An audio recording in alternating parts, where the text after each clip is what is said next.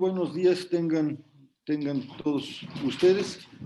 Espero espero que se encuentren todos muy bien. No quiero quitar mucho tiempo porque es la última sesión con Carlos el día de hoy. De manera que, pues, bienvenidos todos ustedes. Y por favor, Carlos, sin mayor preámbulo, toma la palabra, por favor, bienvenido. Muchísimas gracias, Ricardo, y bueno, pues muy buenos días a todos y todas. Gracias por poderse conectar. Y bueno, pues quisiera comenzar pidiéndole por favor a nuestro compañero Jesús que lea unas preguntas, me parece, ¿no? Que por ahí surgieron a propósito de la sesión pasada. Y quizá un poco justamente retomando por ahí, pues podamos reconectar y continuar, ¿no? Entonces, por favor, Jesús, adelante.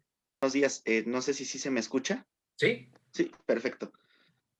Es del compañero Sergio Balsan, supongo que son sus iniciales de sus apellidos. Comenta en la grabación de la sesión anterior, profesor Carlos, al ver la grabación de la clase me surgieron dos preguntas que me gustaría externar. Uno, si dejamos de pensar a la historia bajo la idea de causalidad, creo que desaparecería la idea de origen o primera causa, ¿no? Pero siendo esto así, ¿no peligraría el ser mismo? Es decir, si el ser es causa del que las cosas sean, paréntesis, quizá podríamos decir incluso que es causa de las cosas, de que las cosas acontezcan. Dejar de pensar bajo el esquema de causa-efecto no nos podría llevar en última instancia a que en el fondo de todo no habría nada. Y en este sentido, ¿no peligraría también la metafísica como ciencia de las causas primeras y los primeros principios? Esa es su primer pregunta. Y como segunda pregunta plantea, ¿el concepto de época podría equipararse o identificarse con el concepto de mundo, quizá por el lado de que uno está en una época y uno está en el mundo? O quizá en este sentido, y pregunta, ¿la época podría entenderse como expresión del mundo en tanto que entramado de significados? Saludos cordiales. Esas serían las dos preguntas del compañero. Entonces, bueno, yo creo ya te regreso la palabra, Carlos.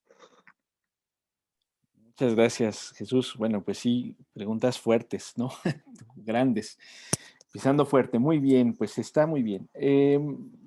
Bueno, pues le respondemos a Sergio y con él, pues evidentemente al resto de compañeros, compañeras, porque bueno, comenzaría con la primera. Fíjate, Sergio, bueno, y todos, que en cierto sentido sí hay un apunte hacia, hacia comenzar a pensar en un fondo que es nada. Permítanme decirlo de esta manera. Es difícil expresarlo con precisión. Repito que dije un fondo, es posible pensar un fondo que es nada. Y me cuido mucho de no decir la nada, porque no estamos hablando de una realidad total y absoluta que sea justamente la negativa de otro concepto igualmente de total y absoluto, que es el todo, justamente, ¿no? No estamos entrando en esa dicotomía. Pero no es que se abra la comprensión de un fondo que es nada, porque prescindamos de la causalidad. Es decir, en todo caso, podría decir que comenzar a cuestionar la causalidad es una manera en la cual podemos abrir la comprensión de lo que hay de una manera distinta que precisamente nos va a revelar que el fondo último, pues no es un ente supremo, no es una, digámoslo así, sustancia perennis, como pensaban los medievales, ¿no? No es una esencia última. O sea, y vean cómo el punto de esta especie de vía negativa de no es esto, no es lo otro, no es lo aquello, de alguna manera intenta también expresar que en el fondo nada hay, permítanme decirlo de esta manera, nada unívoca y unilateralmente. Por ahí decía la pregunta que al cuestionar esto de la causalidad y asumiendo que el ser sea causa de que las cosas sean, hay que tener cuidado, por lo menos desde la lectura heideggeriana, pero me parece que en general las lecturas en metafísica en torno al ser eh, no suelen considerar, o no al menos de una manera tan patente o tan inmediata, ni tan frecuente en rigor, que el ser pueda interpretarse como causa. Es decir, no necesariamente estamos hablando de una suerte, digamos, de causación a través del ser. El ser en este tenor no es causa de otra cosa, ¿no? El ser se halla, en todo caso, en los entes, pero esto no significa que haya algo así como, para decirlo, por ejemplo, con Platón, la forma llamada ser y que todas las demás cosas que ejercen la acción de ser participen de esa forma llamada ser. No es, digamos, este el esquema. Y en ese sentido, no es, digamos, exactamente la cuestión de que el ser cause la acción de ser de las diversas cosas, ¿no? Entonces, la relación del ser con la causalidad es tremendamente problemática y en general la tradición misma de la metafísica tiende a coincidir en que no debemos pensar al ser como una suerte de causa en particular, ¿no? Agreguemos a esto el hecho de que algo que en alguna medida plantea Heidegger precisamente es que en el mundo moderno eh, la, la- la etiología, que es decir, el estudio de las causas, ese sería el término en español, etiología, eh, termina por plantear que todas las causas que ha planteado, por ejemplo, Aristóteles, se puedan reducir solo a la causa eficiente. Es decir, a partir del mundo moderno tendemos a pensar que causa es literalmente que algo produce otra cosa, ¿sí? Entonces, esa idea de que algo produce otra cosa es solamente la causa eficiente que Aristóteles nos había enseñado en la metafísica.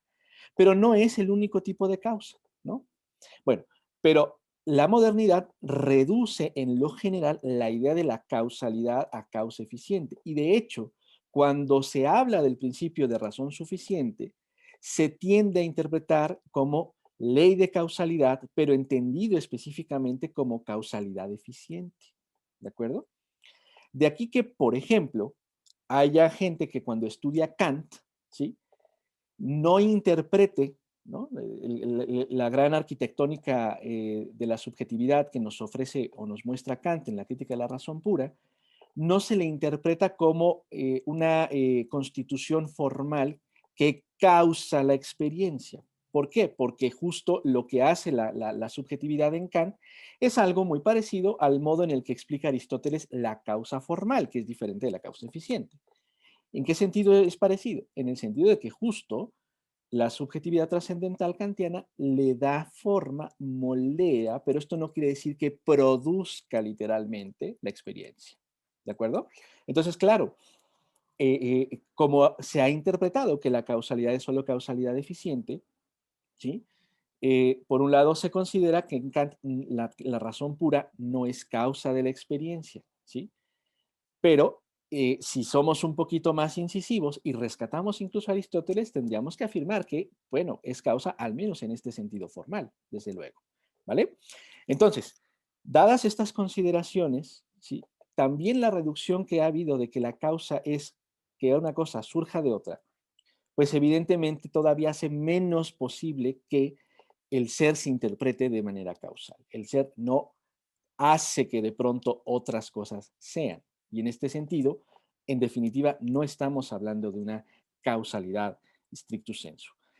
Eh, la cuestión ya incluso antecede al propio Aristóteles. Es decir, ¿qué quiero decir? Que el ser no se interpreta como una causa, sino justo como un género, uno de los géneros mayores, lo plantea Platón en el Sofista, nada menos, ¿no? Y ya ese planteamiento, ¿sí? Justamente lo que intenta es evitar que interpretemos al ser como si se tratase de aquello a partir de lo cual otras cosas efectivamente son. El ser no genera líneas causales en todo caso, ¿sí?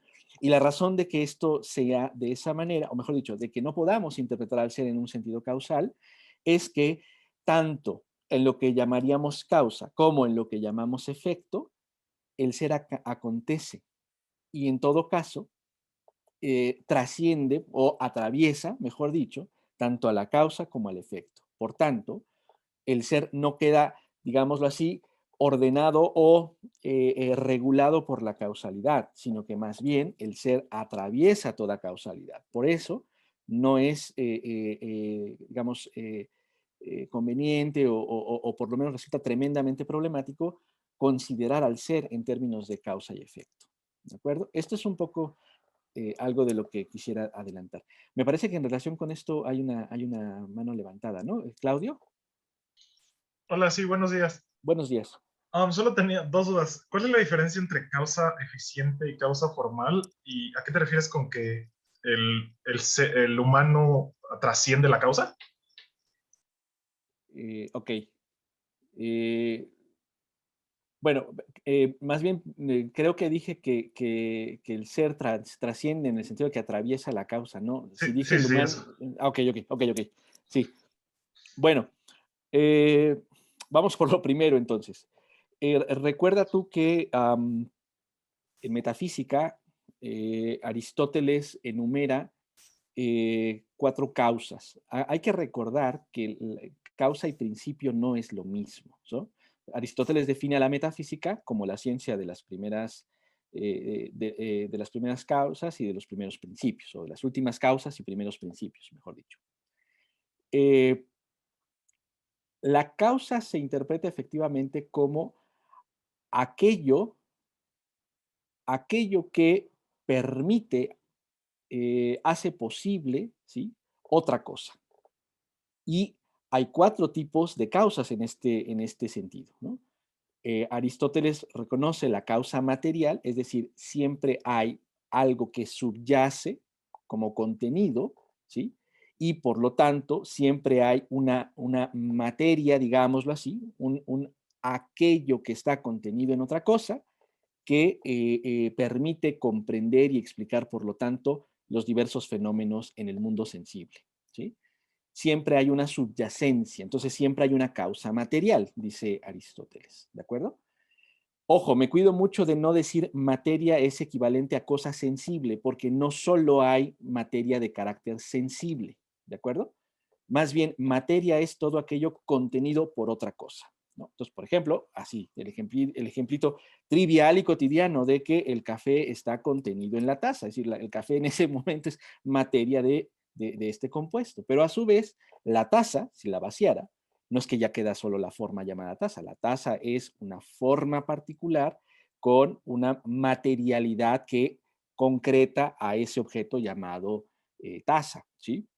Que puede ser la cerámica, puede ser vidrio, lo que quieras. Pero además el vidrio a su vez es un compuesto de una determinada forma con una determinada materialidad y así nos vamos. Entonces, la materia no es solamente una única cosa que tú puedas nombrar y además separar respecto de las formas. Aristóteles por esto nos dice que es imposible para el ser humano en la experiencia concreta, ¿no? O en la experiencia cotidiana, comprender y incluso pensar a la materia pura en sí, siempre aparece con forma, ¿no? Bueno, entonces siempre hay una causa material. He hablado mucho de la forma, hay una causa formal también, es decir, la causa formal es aquello que permite comprender, ¿sí? Justamente el modo en el cual algo efectivamente está haciendo, permíteme decirlo de esta manera, ¿sí? La forma le confiere organización, orden a la materia y en este tenor permite que sea inteligible el compuesto de esa forma con esa materia, ¿sí? La noción de forma, la palabra que emplea habitualmente Aristóteles para referirse a este término es morfé, morfé como aspecto, como apariencia, pero en alguna medida también está emparentado con el término eidos que plantea Platón, justamente, ¿no? Como la idea o forma que, en última instancia, estructura a las cosas, ¿no? Entonces, siempre, además de haber algo material que está en las cosas, también hay una determinada forma que te permite comprender las cosas. Y esto es, a su vez, otra causa. Entonces, habría una causa material, otra causa formal. Habría una suerte de, a partir de la causa formal, una especie de diferenciación. ¿Sí? Habría también, siendo causa formal, una causa que, además de ser formal, sin embargo, es también final. Es decir, Aristóteles reconoce una diferencia entre la causa formal y la causa final porque plantea que todas las cosas del mundo sensible tienden, ¿no? Tienden a alcanzar o a buscar y por consiguiente a llevar a efectos, a realización, la forma última que de alguna manera está atrayendo pues a una materia a través de formas intermedias para alcanzar finalmente la forma propia de su ser, ¿no? Esa forma última es lo que para Aristóteles podríamos denominar la causa final. Eso que en griego antiguo se llama telos y que da origen al término teleología. Si cuando hablamos de teleología, lo que queremos decir en general es que todas las cosas tienden a una meta, tienden a un fin, justamente, ¿no? Y ese fin es la consecución de una forma última, ¿sí? Esto supone que la materia, que es lo que siempre subyace, ¿verdad? Pasa de forma a forma. O sea, hay formas, digámoslo así, intermedias hasta que se alcanza una forma final. Por ejemplo, una semilla que después se vuelve una flor, ¿no? O una planta, pues, en el momento en el que es semilla, de hecho tiene forma de semilla junto con su materia. Después pasa a la forma retoño, después falta a la siguiente faceta, que es otra forma, y otra, hasta que finalmente llega a la forma final, que sería la planta, justamente, ¿no? Entonces, hay una causa formal, pero también hay una causa final, ¿sí? ¿Sí? Entonces hay una tercer causa, ¿no? Material, formal, final. Y la cuarta causa sería la causa eficiente, precisamente, ¿sí? La causa eficiente es aquello que eh, logra que la materia transite de una determinada situación formal, de una situación, de una determinada forma, a otra forma. Es la causa que posibilita en ese sentido la dinámica, ¿no? De la literal transformación, o sea, del atravesar formas, ¿de acuerdo? En el caso de la naturaleza, piensa Aristóteles, la causa eficiente está en la propia naturaleza, ¿sí? Pero en el caso, por ejemplo, de las técnicas humanas, pues la causa eficiente es precisamente la potestad humana. O sea, los humanos son la causa eficiente de transformar materia en objetos técnicos, por ejemplo, ¿sí? Es decir, una taza, como volviendo a mi ejemplo, pues no es algo que se va transformando desde una materia en bruto hasta su realización acabada que me permite beber café. Eso no pasa por naturaleza. Eso requiere de la intervención humana a través de la técnica, a través de la técnica, el arte, y esto es justo expresión de que el ser humano puede ser causa eficiente de ciertas transformaciones. Pero además de ello, la naturaleza misma ejerce su potestad, ¿sí? Mediante transformaciones de la materia hacia la forma final. Y eso quiere decir que hay una causa eficiente que hace posible esta dinámica. ¿De acuerdo? Entonces, lo que decía hace rato, de que cuando la modernidad decide reducir todo a la causa eficiente, o sea, todas las causas a causa eficiente, lo que planteaba sería que para la modernidad, justamente, solo van a llamar causa a esa potestad, a esa capacidad de alterar de un estado determinado a otro, ¿sí? Y en ese sentido, producir ese otro respecto del estado anterior que denominaríamos causa. Y por lo tanto, ahí seguiríamos esta idea de que la causalidad, como en causa eficiente, se queda reducida pues ahí nada más. Bueno, espero que con esto más o menos te ayude a darte un panorama y por lo tanto que cobre sentido lo que estábamos diciendo en relación con la Sí, causalidad. muchas gracias, sí me quedó más claro. Ujú. Bueno, y por último dice Sergio, mundo es equiparable, podría ser equiparable a época.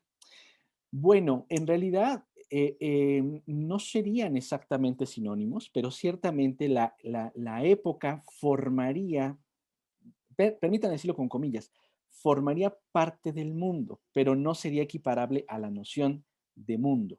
Ciertamente, el Dasein, ¿no? Que es el término que veníamos diciendo desde las sesiones pasadas, el Dasein se comprende siempre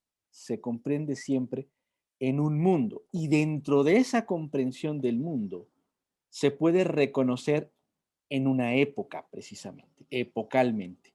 Pero esto no significa que la época sea lo mismo que el mundo, ¿sí? Entonces, digamos que en términos,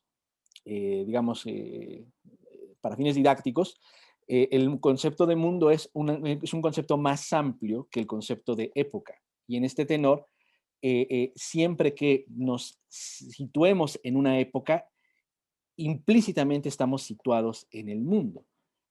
Pero esto no quiere decir que ser en el mundo sea lo mismo que ser en una época, ¿no? Entonces, no hay una equivalencia total entre la noción de época y la noción de mundo. Otra razón que te puedo dar para que reconozcamos que esto es así es que no siempre hay o sea, no es que una época solamente sea unitaria. Decíamos al final de la sesión pasada que la época moderna es, digámoslo así, la visión más primaria, la más dominante quizá de un determinado momento, pero eso no anula las otras épocas en sentido estricto, ¿sí? Entonces, no hay una única época en el mundo, esto también es algo que hay que decir, sino que en realidad hay una especie de superposición epocal. O sea, la época antigua y la época medieval continúan en la época moderna, pero no como las determinantes o las hegemónicas, sino justo como, digamos, comillas, sepultadas por la época dominante que sería la moderna en este caso, ¿no? Por esa razón, no estaríamos necesariamente hablando de una equiparación, ¿vale? Bueno, no sé si he sido mínimamente claro con esto y, bueno, evidentemente para quienes están ahora mismo en la sesión. ¿Vamos bien? Uh-huh. Perfecto. Ok, muy bien. Sergio creo que tiene una pregunta. Uh-huh. Sí, gracias. Buenos días a todos y todas. Me queda mucho más claro Uh-huh. y nada más me quedaría una pregunta. O sea, entonces, en este sentido, las épocas se irían transformando de acuerdo a cómo van, a cómo, no sé si se puede decir así, pero se irían transformando de acuerdo a cómo se va transformando el mundo.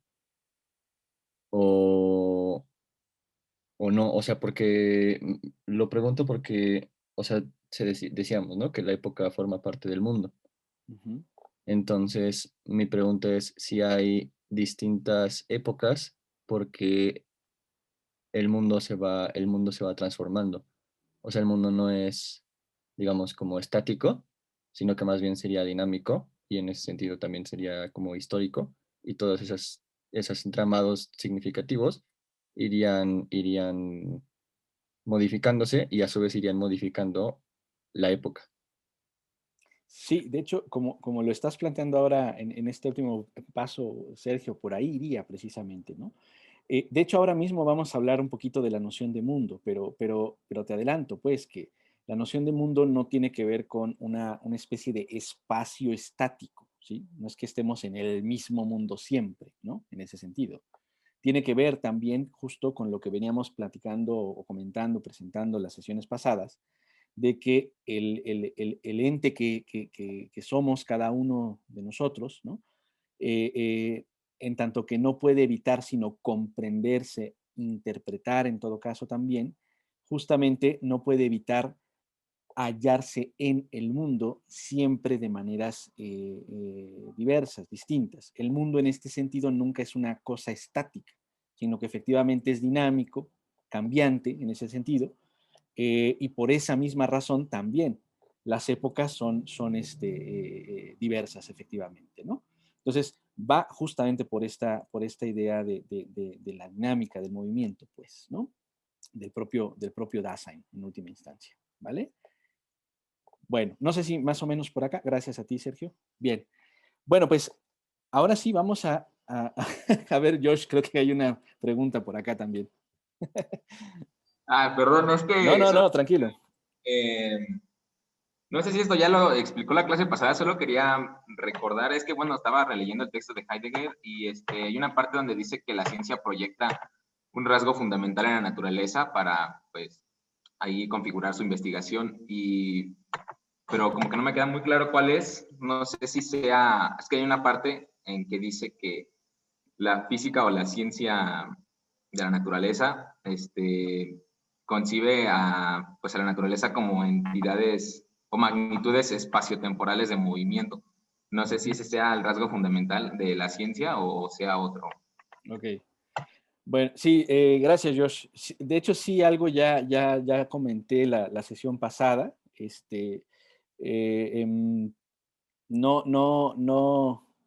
No quisiera detenerme tanto en la cuestión, simplemente te podría apuntar lo siguiente. Es decir, la idea básica es,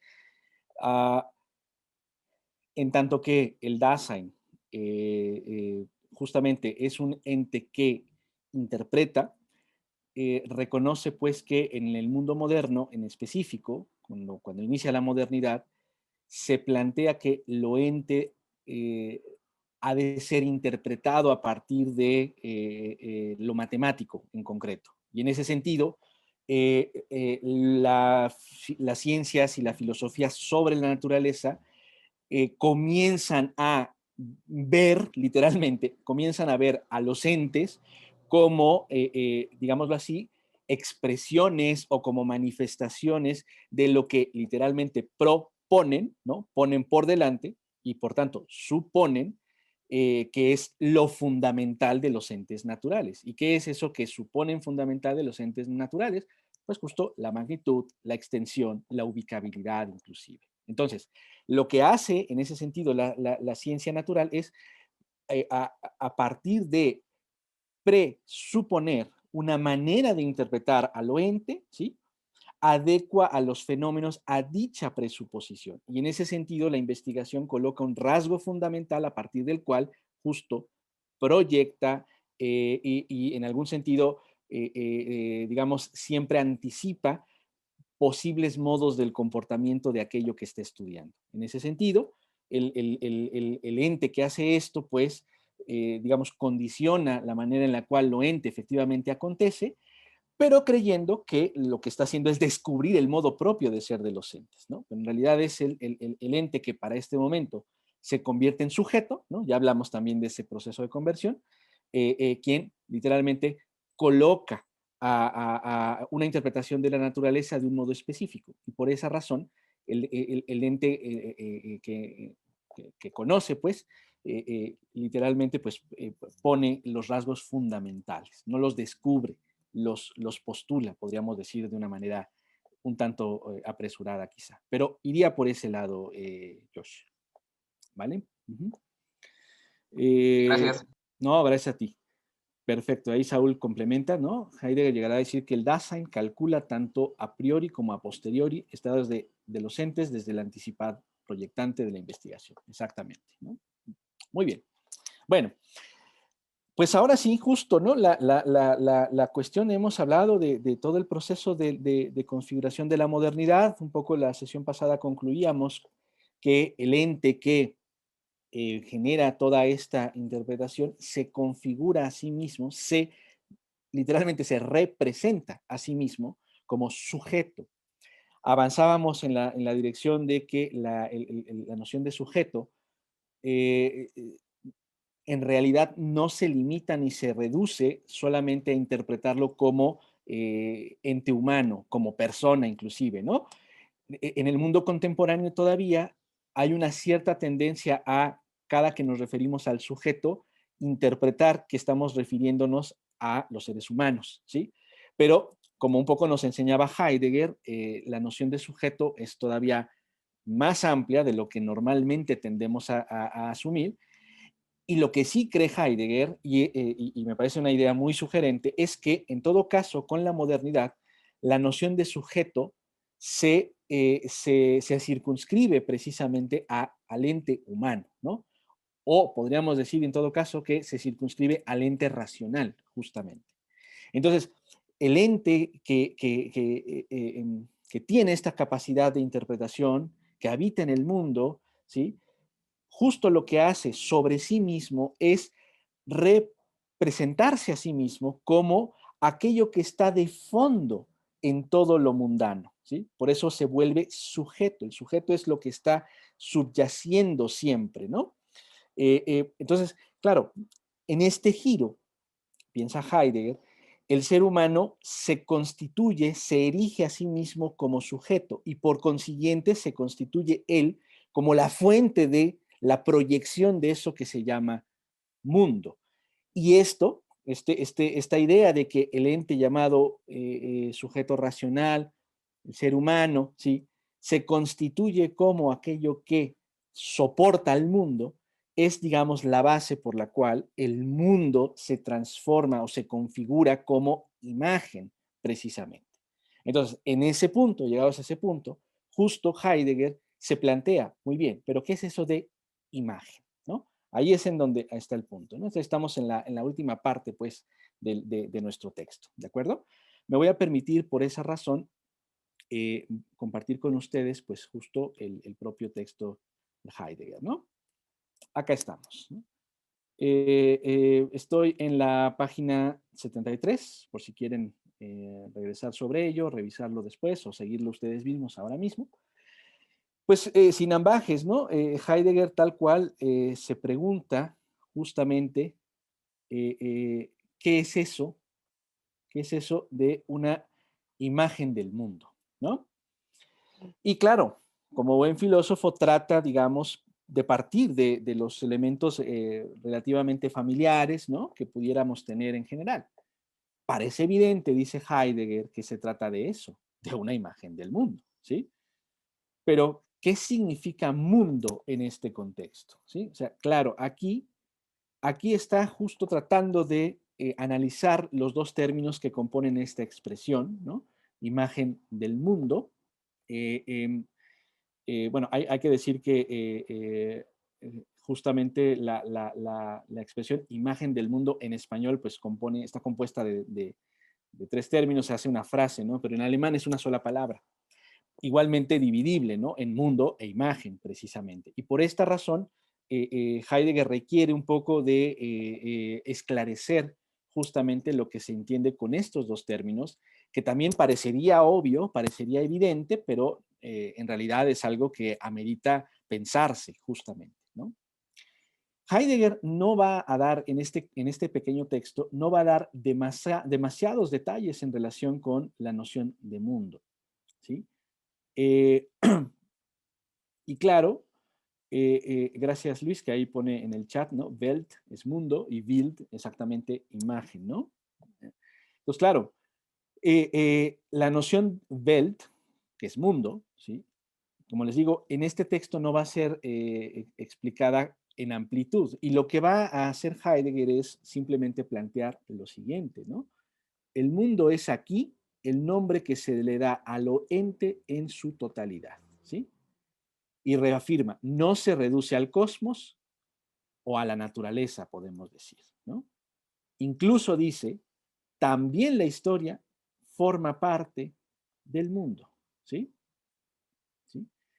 Entonces, claro, aquí la cuestión es que, dejo de compartir un momentito la pantalla, aquí la cuestión es que hay que remontarnos a algo que aparece en Ser y Tiempo, porque en Ser y Tiempo es en donde efectivamente Heidegger explora con mayor amplitud la noción de mundo.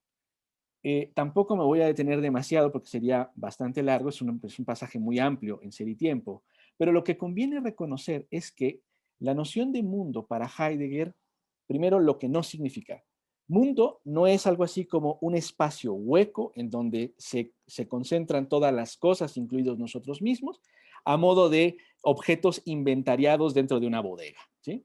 ¿Sí? Mundo no es eso. Mundo no es una gran bodega, no es un gran cuarto, no es un gran salón, no es un gran saco ni un gran cajón. No es un espacio físico en ese sentido. ¿De acuerdo? Pero podemos en alguna medida comprenderlo así, ¿sí? Por otra manera de interpretar la noción de mundo. Por esa misma razón de que el mundo no es algo así como un saco, ¿sí? Tampoco debemos interpretar al mundo como el resultado de la suma de cada cosa singular que está ante nosotros, con nosotros y en nosotros mismos. Y nosotros mismos con ellas, además. ¿Sí? No es el resultado de un inventario. ¿De acuerdo? Eso tampoco es la noción de mundo.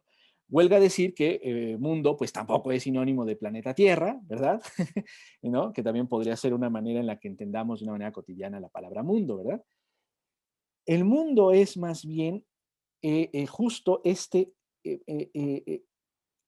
aquello en lo cual siempre estamos, aquello en lo cual nos encontramos, ¿sí? Heidegger considera que la peculiaridad de ser en el mundo, del Dasein, o sea, primero, dato, digamos, de inicio, piensa Heidegger, el Dasein siempre es en el mundo, ¿sí? Siempre somos en el mundo, ¿de acuerdo? Y lo fundamental para Heidegger de este ser en el mundo es precisamente el ser en. Siempre nos hallamos en, ¿sí? Siempre hay un entorno, hay algo que siempre nos rodea. Pero ese entorno, eso que nos rodea, no es solamente el espacio físico que literalmente podemos ubicar luego como lo que nos rodea.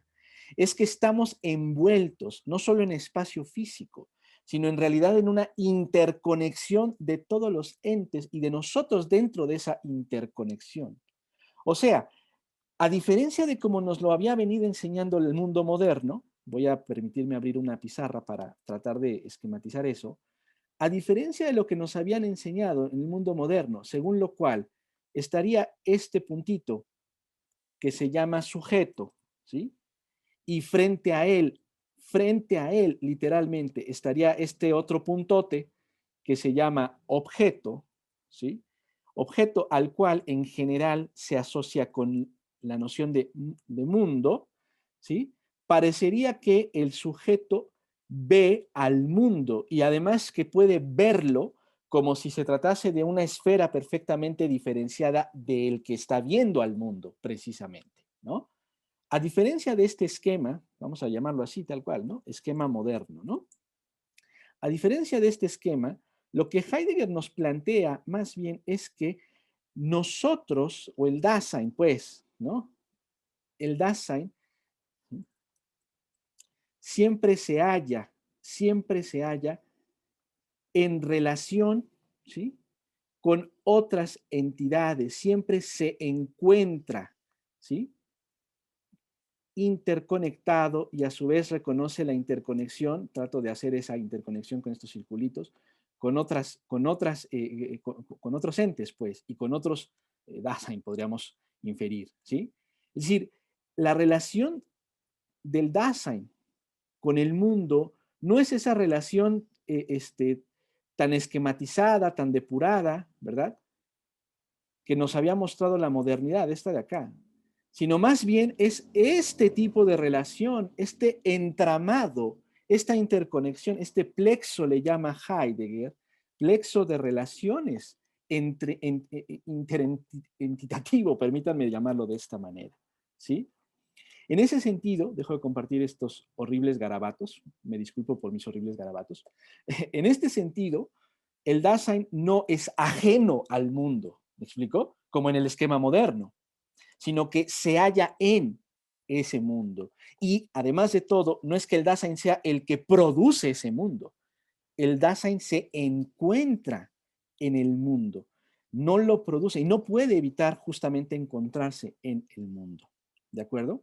Por esta razón, el Dasein que está en el encuentro del mundo, ¿sí?, siempre está en el encuentro con la totalidad de lo ente. Aquí la noción de totalidad no debemos entenderla en el sentido de verdad, absolutamente el todo, sino la totalidad en el entendido de todo cuanto podemos alcanzar a ver. Ese todo que podemos alcanzar a reconocer o con lo cual nos encontramos, ese todo, es eso, un todo, pero no es el todo. ¿De acuerdo? O sea, no es una totalidad en un sentido objetivante, ¿sí? Es una totalidad en el sentido de la extensión de nuestras propias capacidades, posibilidades. Todo cuanto nos sale al paso es parte de esa totalidad de la que está hablando Heidegger. Pero repito, esta totalidad no debe interpretarse o entenderse como la totalidad absoluta, la sumatoria última de cuanto hay, ¿sí? Sino que esta totalidad con la que se encuentra el Dasein, de hecho, es expansiva. Siempre puede haber algo nuevo en esa totalidad que se incorpora en ella. Por tanto, no podemos pensar la totalidad como un concepto cerrado, aglutinante, sino más bien como le dice Heidegger, indicador formal, ¿sí?, que trata de dar cuenta o que trata de expresar justo que el encuentro con el mundo siempre es amplio y se puede ampliar aún más. ¿De acuerdo? Bueno, no sé si estoy siendo mínimamente claro con este planteamiento y por lo tanto con la diferenciación respecto de la noción de mundo en el mundo, en el mundo moderno. ¿Sale? Bueno, gracias por los pulgares arriba, muy amables. Muy bien, Saúl lo dice con mucha precisión. Efectivamente, en el parágrafo, a partir del parágrafo 14, de hecho, se comienza la explicación de la noción de mundo en Ser y Tiempo, precisamente, ¿no? Bueno, vamos bien hasta aquí. No sé si quisieran agregar algo en relación con esto, Ricardo, Luis, Jalí. ¿Vamos bien? Ok, perfecto. Ok, muy bien. Vale, entonces, si esto es así, por eso, me regreso al texto, Heidegger postula, ¿no? El mundo aquí es el nombre que se le da a lo ente en su totalidad, pero no se reduce al cosmos ni a la naturaleza, sino que también la historia forma parte del mundo, ¿sí? Claro, ¿por qué? Porque, dejo de compartir otra vez, porque este encontrarnos no es solo un encontrarnos con los entes presentes efectivamente ahora mismo, sino que también nos encontramos siempre ahora con aquello que ha sido. Es decir, lo histórico forma parte en este sentido de nuestro mundo, evidentemente, es parte de nuestro entorno. Y esto es lo que explica por qué mundo, pues obviamente no se agota solamente a cosas espaciales y evidentemente a cosas espaciales presentes en el actual, ¿no? En el ser ahora actual, pues, ¿no? Bien. Continuamos entonces. Regreso. Entonces, justamente lo que plantea Heidegger, ¿no?, es que hasta la naturaleza y la historia y su mutua y recíproca penetración y superación no consiguen agotar al mundo. O sea, no porque llegues a los confines de lo físico o a los límites de lo histórico, ¿no?, algo así como el inicio de la historia y el fin de la historia, no por ello ya llegaste a los límites del mundo, ¿sí?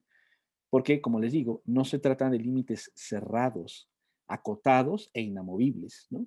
El mundo es algo distinto a esa idea espacializante de la mundanidad, ¿no? Bien. Dice Heidegger, la palabra imagen, por otro lado, ¿no? O sea, como ven, sobre el mundo simplemente habla de un pequeño párrafo y en realidad hay que remitirnos a Ser y Tiempo para ampliar esta cuestión. Espero con esta mínima aproximación dejar un poquito más clara la cuestión, ¿no? Pero Heidegger plantea ahora sí, la palabra imagen, ¿no? La palabra imagen hace pensar en primer lugar en la reproducción de algo, ¿sí?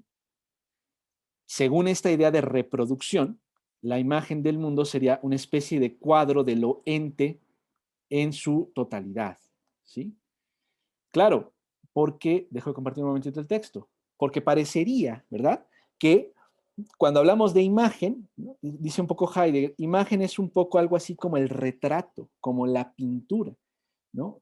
Ya para estas fechas en las que Heidegger está escribiendo este texto, De hecho, por ejemplo, ya está haciendo una tremenda revolución en el arte, pero también en la vida cotidiana, el acontecimiento de dos fenómenos que no pasaron inadvertidos y que siguen muy presentes. El surgimiento de la fotografía, ¿sí? Y el surgimiento del cine, que lo cual implicaba la capacidad de una reproducción de imágenes, nada menos, ¿sí? Tanto en la fotografía como en el cine. Y esto justamente llevó a la consideración de algunos autores, entre ellos a Walter Benjamin, aquí Jalí no me dejará mentir, que es el especialista en este autor, justamente llevó a la consideración de que la imagen no solamente retrata a la naturaleza o al mundo circundante, sino que además lo puede hacer de manera mecanizada y es capaz de multiplicar la reproducción, ¿sí? Perdón, multiplicar la representación pictórica. Es decir, se asocia a una reproductibilidad técnica el proceso de la configuración de la imagen, ¿no?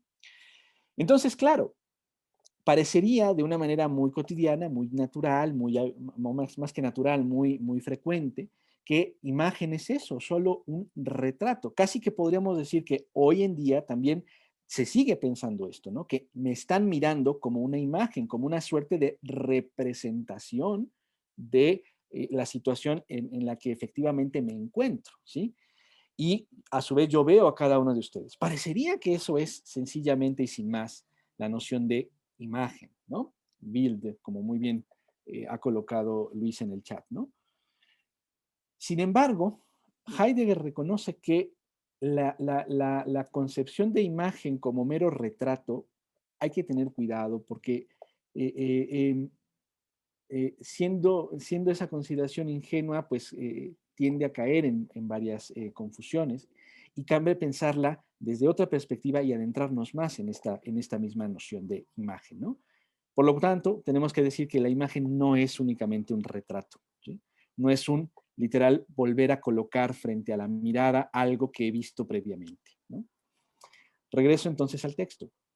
Continúa Heidegger, ¿sí? El término imagen del mundo, ¿sí? Weltbildes, ¿no? Que es la palabra, quiere decir mucho más que esto. De hecho, aquí, por cierto, la traducción es simpática porque evidentemente el traductor tuvo que decir el término imagen del mundo, ¿no?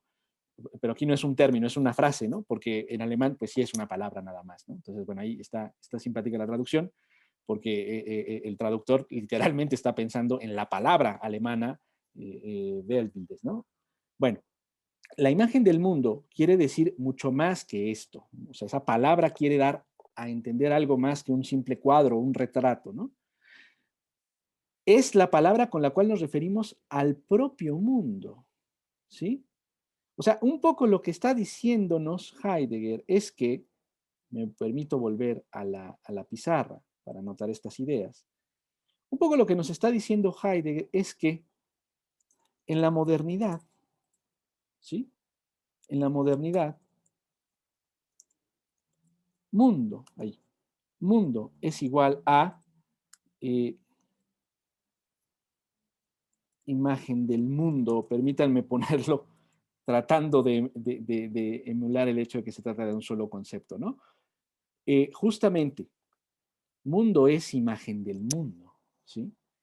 Es decir, el mundo adquiere una dimensión distinta a la manera en la cual de hecho se ha venido pensando, ¿sí? ¿Qué quiero decir? De una manera tradicional, de una manera quizá incluso ingenua, tendemos a creer que el mundo posee de suyo consistencia, ¿sí? Posee de suyo consistencia. Quiero decir con esta expresión que consideramos que el mundo posee intrínsecamente propiedades, atributos, cualidades, ¿sí? Dimensiones, ¿sí? Materialidad, si se quiere. ¿Sí? En ese sentido, consideramos que el mundo es una entidad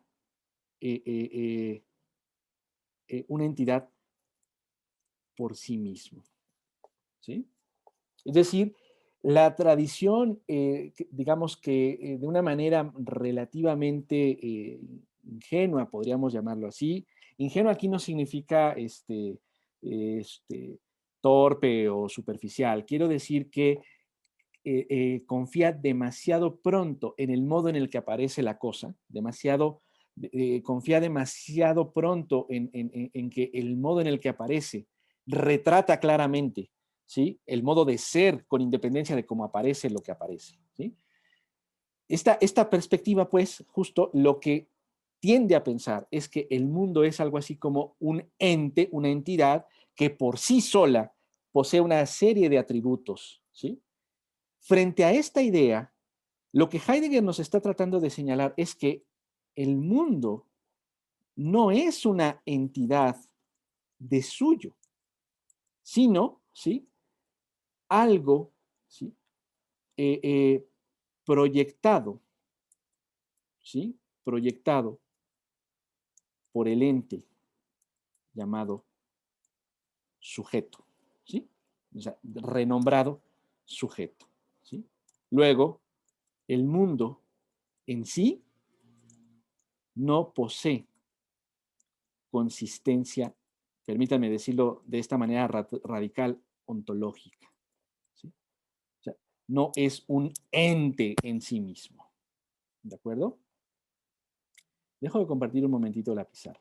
No sé si estoy siendo mínimamente claro con esto que planteo, ¿sí? O sea, precisamente el hecho de que para Heidegger mundo sea imagen del mundo, lo que pretende es tratar de exponer que eso que en la modernidad era muy claramente una entidad enorme, que podíamos mirar como tomando distancia, ¿verdad? En realidad no es tal entidad. No es una cosota, para decirlo de otro modo, ¿sí?, que tiene su esencia, su sustancia, su existencia en sí, etc. No es así como hay que comprender. Más bien hay que interpretar que el mundo es imagen del mundo. A ver, parece que aquí hay dos intervenciones. Josh, Jesús y luego Pablo. Hay tres en realidad. A ver, adelante pues, Josh. Quería preguntar si también desde la concepción del mundo o esta imagen del mundo pensado desde la modernidad, también no solo se puede percibir como al mundo como una sustancia, sino también como algo dependiente del sujeto, en tanto que es una representación de un sujeto, es decir, algo que me representa o algo que se representa al hombre, y en ese sentido depende del mismo hombre. O sea, no sé si también se podría pensar así, pues, esta imagen del mundo. O sea, dependiente de alguien que lo represente, pues. Bueno, sí, justo un poco el señalamiento de Heidegger va un poco en esa dirección. Al final, justo el mundo depende del sujeto, precisamente, ¿no? O sea, la modernidad podría ser caracterizada justo como la época en la cual lo que se presupone como lo otro, a saber, el mundo, en realidad emana del sujeto mismo, ¿no? Y por esa razón, el mundo, es decir, lo objetual, permíteme decirlo de otra manera, ¿sí?, depende, ¿no?, necesariamente de este otro ser llamado el sujeto, ¿sí? Efectivamente sería otra manera de interpretar esta modernidad, ¿no? Y es un poco la crítica, ¿no? Muy bien, Josh. Vale, Jesús y luego Pablo. Muchas gracias, Carlos. Bueno, ya desde unas sesiones anteriores me veía muy tentado a querer hacer esta pregunta, pero ya ahorita veo la insistencia de esto, ¿no? Me parece que está dialogando también y tiene muy presente a Schopenhauer dentro de los textos, incluso ha salido bastante, lo has mencionado en varias ocasiones, no está pensando mucho Schopenhauer. Y precisamente con esta idea, y no me quiero desviar tanto, nada más es una observación y quiero terminar con una pregunta a propósito de cómo está entendiendo entonces el mundo en cuanto a relación objeto-sujeto, ¿no? Porque parece ser que sí tiene presente la idea de entender el mundo como mera representación y decir, tal cual lo dice Schopenhauer, el mundo es mi representación en cuanto a imagen, por lo que estoy entendiendo de esta imagen del mundo, Pero con el esquema que ahorita nos presentabas, parece ser que entonces se está alejando mucho de la idea que también Schopenhauer va a plantear, ¿no? Schopenhauer sí lo dice tal cual. El sujeto es el que conoce, donde quiera que haya forma de conocer, y eso que va a conocerse es el objeto. Y parece ser que Schopenhauer sigue pensando mucho la idea del sujeto aquí y el objeto acá, ¿no? ¿Cómo se da esa diferencia, o más bien, por qué, cómo se renuncia a esta noción de, si bien todo es imagen, todo el mundo que rodea al sujeto sigue siendo mera representación, como se viene pensando, ¿por qué de pronto renunciar a este esquema? ¿Y por qué ya no seguir presuponiendo lo que tal vez ya Schopenhauer también había anunciado en ese esquema? No, el mundo es mi representación y nada más que representación. Y ahora, ¿cómo entiende, cómo está entendiendo más bien Heidegger ese estoy en el mundo? ¿Estoy en la representación? ¿Sería también esa una interpretación? ¿Estoy dentro de las representaciones? Y si es así, sería lo mismo que también está diciendo Schopenhauer, el mundo, el individuo también es representación entre más representaciones. Es ahí donde me gustaría comprender un poquito más esa noción, porque sí veo muy presente también el pensamiento de Schopenhauer aquí. Ok, vale. ¿Les parece, bueno, te parece, Jesús, si me dejas también escuchar la pregunta de Pablo para englobar y tratar de responderle a ambos? Sí, claro, Vale. era algo incluso que te digo, no quería yo como hablar aquí de Schopenhauer porque tal vez es abrir más vetas, ¿no? Pero sí, por favor. Ok. Pablo, por favor. Gracias.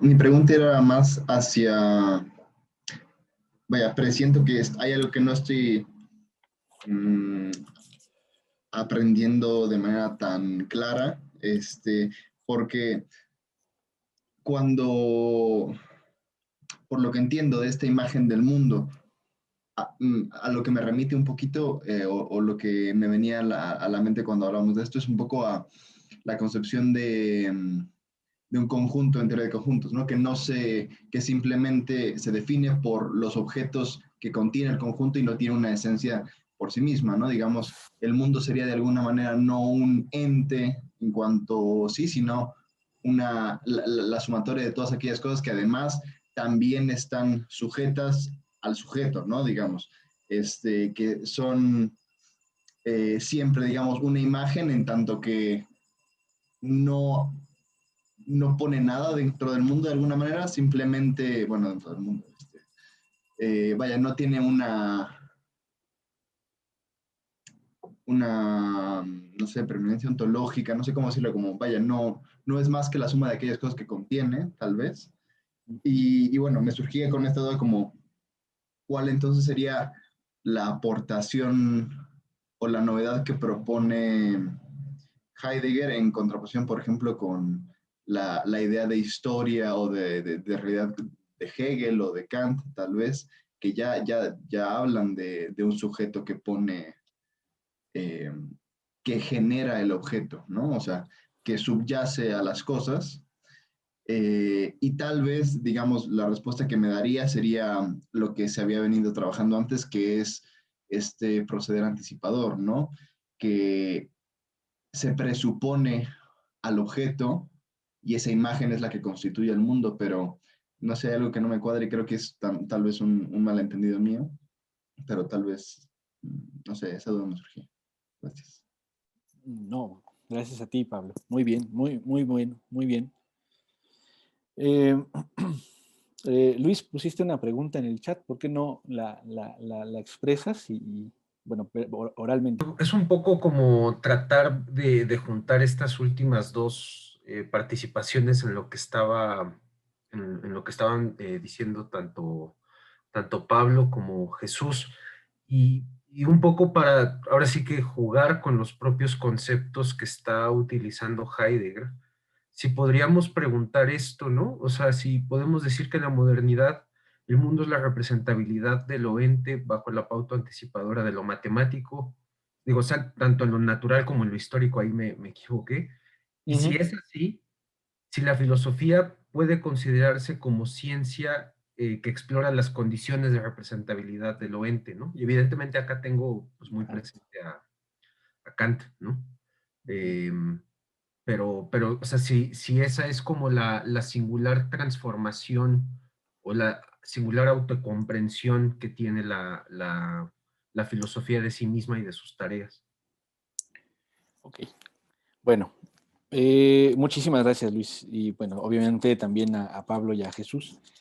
Estas tres intervenciones van a hacer que adelante, y creo que está muy bien, algo que quería decirles en relación con todas estas consideraciones sobre la imagen del mundo. Hay un término que no aparece en este texto, la época de la imagen del mundo, y que francamente me sorprende que no aparezca porque esclarecería muchas de estas dudas que acaban de plantear. ¿Sí? Y el término que no aparece y que sería deseabilísimo que apareciese, nunca voy a poder saber por qué no lo puso Heidegger, tal vez lo tenía tan claro y creía que era tan claro de suyo que no lo necesito poner. Pero el término que estoy diciendo es el término vida. ¿Sí? Parece que me estoy saliendo completamente. Quiero tratar de hilar un poquito más esto.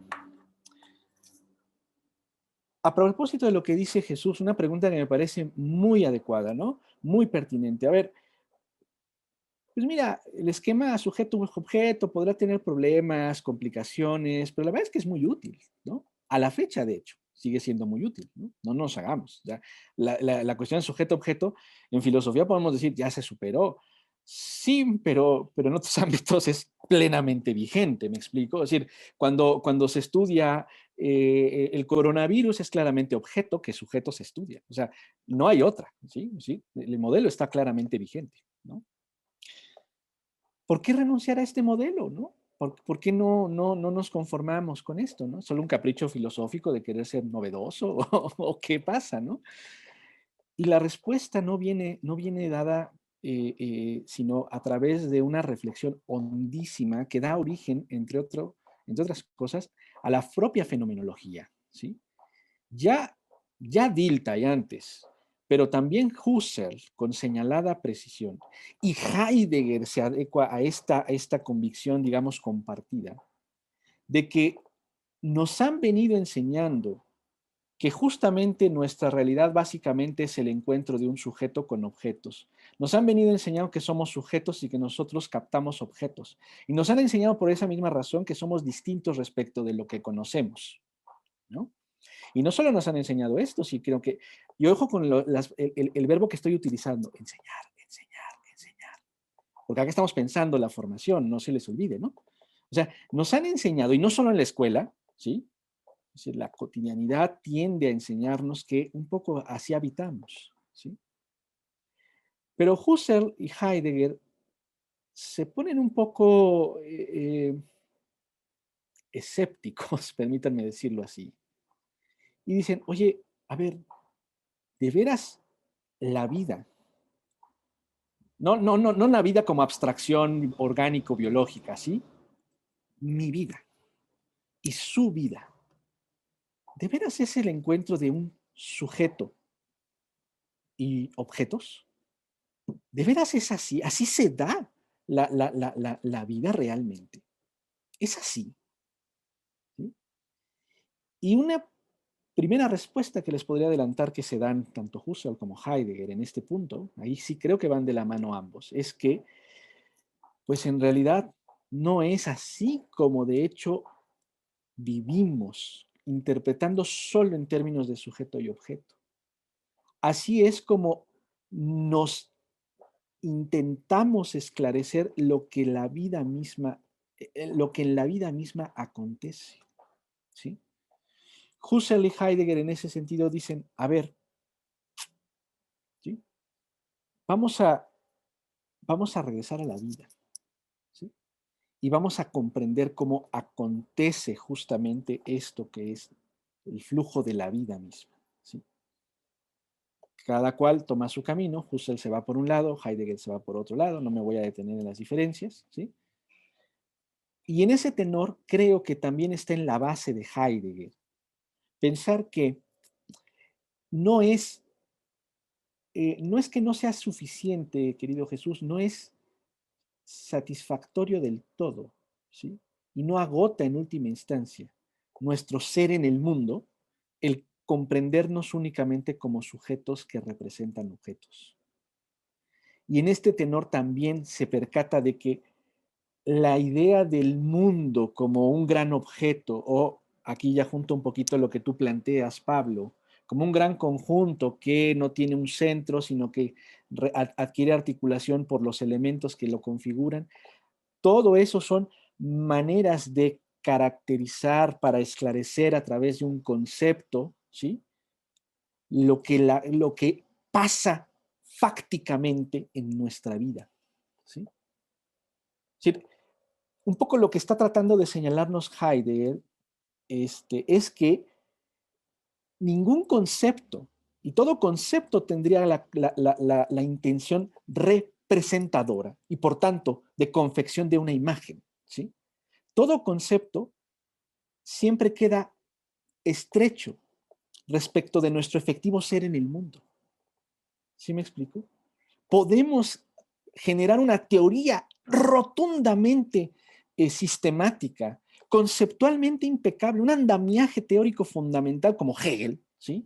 O como Schopenhauer también, tiene un sistema filosófico, vamos, parece catedral gótica, infeliz, ¿no? Si de veras, además de sufriente, es hermoso por la confección milimétrica, ¿no? O Aristóteles, Platón, me da lo mismo que quieras, ¿sí? Ningún concepto, ninguna teoría acaba por agotar nuestro ser en el mundo. Y ser en el mundo acá, ya me zafo de Heidegger un poquito, pues es nuestra vida en última instancia, pues. Nuestro vivir aquí, ahora, con otros y con lo otro siempre, ¿no? No puede quedar enmarcado eso, ese vivir, ¿no? Ese vivir no puede quedar agotado en ningún sistema teórico. Entonces, tú planteabas, Pablo, en términos de novedad. Yo soy un poquito escéptico de la, de la novedad, ¿no? Porque a veces hay a quienes les obsesiona la novedad. No, es que esto no lo ha dicho nadie, ahora sí lo voy a registrar en Indautor porque es nuevo. ¿No? No, acá lo que se trata es más bien de retornar al origen, ¿no? O incluso la noción de origen podría ser problemática. Mirarnos sin gafas preestablecidas en todo caso. Y me atrevería a decir todavía algo más. No solo mirarnos, es reencontrarnos en una experiencia mucho más rica que solamente la visión, la experiencia visualista conceptual. Creo que Heidegger intenta llevarnos a ese tipo de comprensión, ¿sí? Naturalmente, cae en una fabricación conceptual, ciertamente, ¿no? Pero acá la clave es que tratemos de escuchar, ¿no? Lo que quiere, a lo que nos quiere conducir Heidegger, y no tanto tratemos de ver con claridad lo que con precisión implica el concepto heideggeriano tal, ¿sí? No, a lo que nos quiere conducir es a ese encuentro con la vida, que ha quedado mediado por la interpretación conceptualista representadora de la modernidad, ¿sí? Ahí está, si no la novedad, el intento de separación de Heidegger respecto de los sistemas anteriores. ¿De acuerdo? Esto es precisamente un poco lo que, por eso me parecían tan importantes bueno, tú y la de Jesús, la intervención de ambos, y en ese sentido, claro, ¿no? Heidegger podría pensar, pues sí, ¿no? En relación con lo que tú preguntabas, Luis, ¿no? Pues sí, la filosofía en la modernidad, pues parecería, ¿no? Entre otras cosas, acotar su labor precisamente al análisis de esas condiciones de posibilidad que viabilizan, ¿no? O hacen posible, pues la experiencia. Una experiencia que, como hemos visto o como hemos declarado, pues en realidad ya está mediada por todo un andamiaje estructural trascendental, dirá Kant, ¿no? Y aún ahí pienso que justo por ello Heidegger trata de zafarse de esta idea de la filosofía también, ¿no? Como la filosofía que, siendo sistema, lo que hace es exponer y además adentrarse en una sistematicidad configuradora. No, no. Quiere regresar a la filosofía, a la vida, ¿sí? Al efectivo acontecer de nuestras vidas, ¿no? Entonces, implícitamente, aprovechando tu pregunta, querido Luis, pues sí, Heidegger está criticando el quehacer filosófico de la modernidad, que también podríamos considerar desde su perspectiva como un quehacer filosófico tan limitado como limitada es la experiencia dentro de los límites de la razón, valga la redundancia. Camila, por favor, y luego Jalí. Gracias, Carlos. Bueno, a ver si no me tengo un problema raro aquí, pero estaba pensando un poco que ahora con esta insistencia en la vida, ¿no? Un poco, digamos, enfatizar por qué retornar, ¿no? ¿Por qué retornar a esta, por qué la filosofía debería retornar a esta concepción del pensamiento vivo, ¿no? Y precisamente creo que es porque esta relación sujeto-objeto produce también una forma de vivir y de existir en el mundo, ¿no? Que justo, ¿no? La imagen, la época de la imagen del mundo es también una forma de existir que tiene toda una serie, ¿no? de problemas que bueno, precisamente no permiten este desocultamiento, es decir, que desoculta, pero que oculta una vez más, ¿no? Entonces, era un poco solo plantear este problema, ¿no? Es decir, que si bien ahora nos dices que por qué no habla de vida, pero porque lo está dando un poco por hecho, ¿no? Que su planteamiento está criticando eso, quizás también plantear como este otro peso, ¿no? De por qué no lo... ¿Qué pasa entonces con la relación sujeto-objeto? ¿Qué pasa con la representación o qué pasa con la imagen? No es que esté, digamos, separada, ¿no? de la vida, sino que al contrario la afecta de una manera muy específica, ¿no? O configura un mundo muy específico, ¿no? Quizás nada más eso. No, pues, muchas gracias. Justo lo que viene a continuación de lo que voy a plantear va por lo que estás diciendo precisamente. Y tienes toda la razón, totalmente. Y ahorita vamos a hablar un poquito más al respecto, ¿vale? Pero completamente de acuerdo contigo. Jalí, por favor. Gracias, Carlos. Yo pensando un poco en lo que acaban bueno, las últimas participaciones, ¿no? Y creo que eso es lo que, de alguna manera, es el carácter crítico de Heidegger, ¿no? O sea, lo que hay que tener en cuenta es que está criticando a la modernidad, ¿no? ¿Y qué es criticar? Pues desocultar los fundamentos pues, sobre los cuales se está, ¿no? Y es muy característico de él y de muchos otros que en los primeros párrafos siempre ponen como cómo están las cosas, ¿no? Y quizás el término que aquí utiliza, a diferencia, por ejemplo, de la ontología, ¿no? Y de la fenomenología hermenéutica en los años de Sé y Tiempo, es la idea del meditar, ¿no? Y aquí el meditar tiene que ver con un preguntar, con un interrogar, ¿no?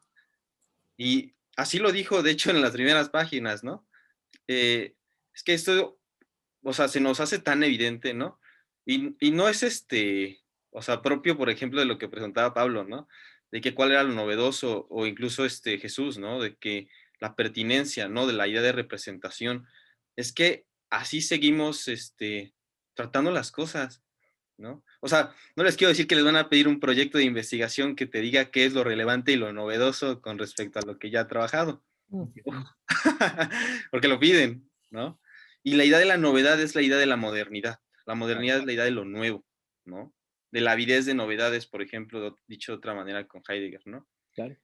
Y quizás eso es, ¿no? Como el valor de tener, de cuestionar esto que parece tan evidente y que debería ser por ello, por evidente, seguido, ¿no?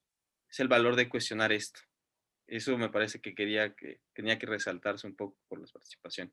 Gracias, Carlos. No, gracias a ti, Jali, y completamente de acuerdo con lo que dices, ¿no? O sea, justo trataba de decir por ello también que este asunto del mundo como representación, el mundo como imagen, pues, por lo tanto el esquema sujeto-objeto, en absoluto está superado ni nada, o sea, no es algo que quedó atrás, ¿no? Está plenamente vigente, claramente presente en nuestro día a día, me parece, ¿no? Sergio y Ricardo.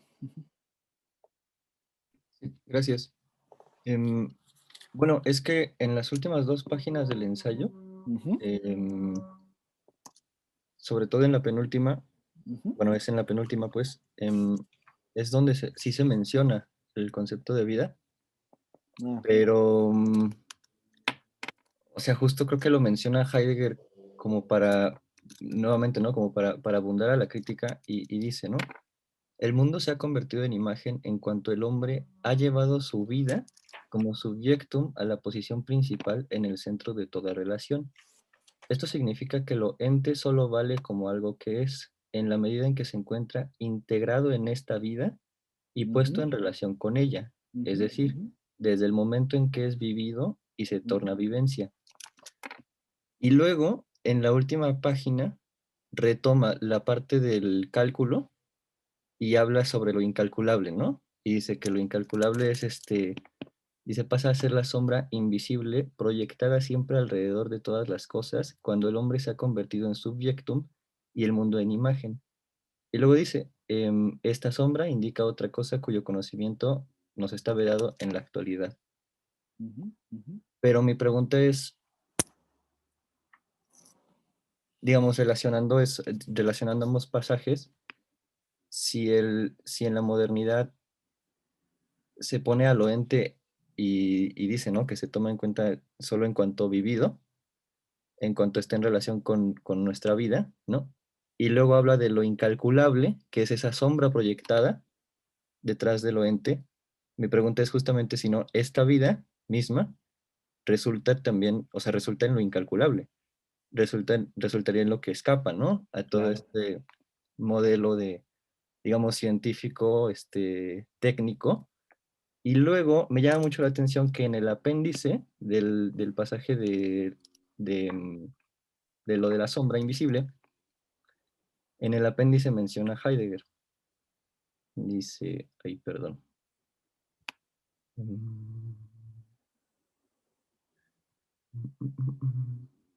Es que habla sobre la nada. Ah, sí, dice, lo primero que se dice, pero ¿qué ocurriría si la propia negación tuviera que convertirse en la más elevada y sólida revelación del ser? Entendido desde la metafísica, es decir, desde la pregunta por el ser bajo la forma de qué es lo ente, lo primero que se desvela como lo no ente por excelencia, la nada, es la esencia oculta del ser, la negación. Pero en su calidad de carácter de nada de lo ente, la nada es la contrapartida más incisiva de la mera nulidad. La nada nunca es nada, de la misma manera que tampoco es algo en el sentido de un objeto. Es el propio ser a cuya verdad será devuelto el hombre una vez que se haya superado como sujeto, esto es, una vez que deje de representar lo ente como objeto.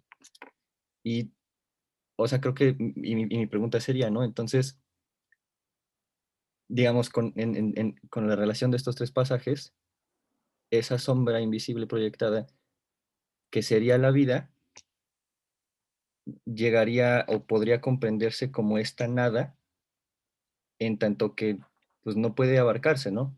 En cuanto que desborda, en cuanto que no puede ser, digamos, sometida a un cálculo, y en ese sentido, ahí está el ser, ¿no?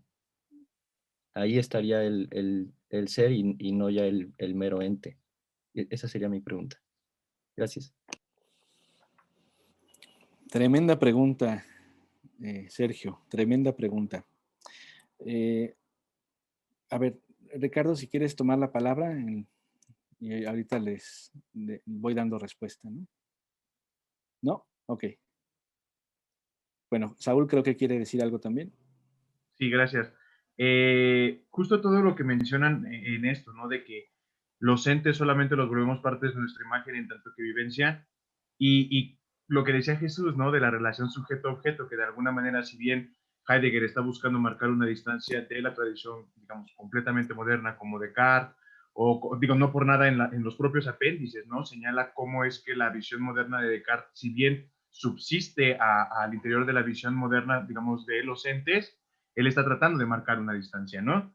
No obstante, todo lo que mencionan me remite así como muy, muy marcadamente al análisis de la mundanidad que hace Heidegger justo a partir del parágrafo 16 de Ser y Tiempo, en el que de alguna manera, si bien no explica, digamos, la relación de sujeto-objeto, porque evidentemente no son los términos en Heidegger, termina por dar cuenta de cómo es que el Dasein se mueve dentro del mundo desde la propia, digamos, noción de mundanidad.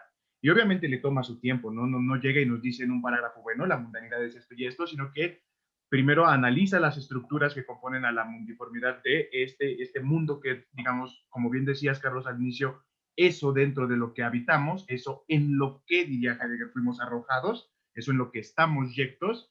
Y bueno, en ese sentido, Heidegger habla de que la mundanidad comienza justamente con el tener ante a la mano los útiles, es decir, comprender las cosas como eso que utilizo. El café va en la taza, el café va en la cafetera va en la cocina, y la cocina necesita una estufa, etcétera, etcétera. Esta serie de relaciones, digamos, en la que los útiles se nos muestran como tal, que se nos abren en su ser útil, es lo que Heidegger comprende como la mundanidad, y al menos desde donde yo lo veo, si bien eso no, digamos, no resuelve o no da una solución al problema de la contraposición sujeto-objeto, sí lo explica. Es decir, Heidegger está dando cuenta de cómo es que el Dasein se relaciona con eso que él está llamando mundo, cuál es la relación que existe en esta mundiformidad y cómo es que desde la noción de ser útil, es decir, de ser útil o de ser a la mano y de ser ante los ojos, es decir, ser comprendido como mero objeto aislado, es que Heidegger justo establece determinados tipos de relación, porque también eso es otra cosa. La modernidad, digamos, dura, Descartes, cogito ergo sum y párale de contar. Es decir, hay una forma de relacionarme con la realidad y esa es la forma definida. Mientras que en Heidegger en realidad hay un montón de formas de relacionarme con eso que llamo mundo, por ejemplo, la precomprensión de término medio, ¿no? Que es de los primeros peligros que él advierte, que en la familiaridad con la mundanidad, justo lo que sucede es que pues perdemos de vista, ¿no? Eso que está ahí. Entonces, bueno, solo quería, digamos, añadir esto para que si a alguien le interesa, justo revisen el concepto de mundanidad en Heidegger para arrojar un poco más de luz sobre estas discusiones, ya que me parece que es lo que de fondo se mueve en varias de las participaciones de los compañeros. Muchas gracias, Carlos. No, gracias a ti, Saúl. Muy bien. Coincido y en definitiva sí es una muy buena referencia en Ser y Tiempo para ahondar más en esta idea de mundanidad del mundo, ¿no? Bueno, a ver, me quedo pensando mucho a propósito de la intervención de Sergio ahora y desde luego encuentro una resonancia de su intervención y de su pregunta con respecto a lo que también dijo Camila, ¿sí? Un poquito más adelante del último momento en donde estamos subrayando el texto, Heidegger plantea, ¿no? Es más, lo voy a mostrar porque de ahí vamos a partir para esta reflexión, ¿no? Heidegger plantea que la imagen, déjenme decirlo así, ¿no? Imagen, dice Heidegger, no significa un calco, esto ya lo vemos, espero yo que ya se vea mucho más claro, sino aquello que resuena en el alemán, la expresión alemana la pone el traductor inclusive, porque ciertamente creo que es algo difícil de traducir literalmente, ¿no? Wir sind über etwas im Bilde, ¿no? O sea, la traducción que ofrece el traductor, estamos al tanto de algo, ¿no? Y trata de ampliar Heidegger. Esto quiere decir, ¿no? Esto quiere decir que la propia cosa se aparece ante nosotros precisamente tal como está ella respecto a nosotros, ¿sí? Hacerse con una imagen de algo significa situar al ente ante sí para ver qué ocurre con él y mantenerlo siempre ante sí en esa precisión, ¿sí? Y quiere remarcar algo más todavía Heidegger. Perdónenme, déjenme lo voy extrayendo del texto para ya después emitir el comentario, ¿no? Pero falta algo todavía en esta idea de lo esencial de la imagen, piensa Heidegger, ¿no? El estar al tanto de algo, o sea, el Wir sind über etwas im Bilde, ¿sí? No solo significa que lo ente se nos represente, ¿sí? Sino que todo lo que pertenece y forma parte de él, del ente, se presente ante nosotros como sistema, ¿sí? Estar al tanto también implica estar enterado, dice Heidegger. Incluso estar preparado para algo y tomar las consiguientes disposiciones, ¿sí? Por lo cual, allí donde el ente se convierte en imagen, dice Heidegger, lo ente en su totalidad está dispuesto como aquello, gracias a lo que el hombre puede tomar sus disposiciones, ¿sí?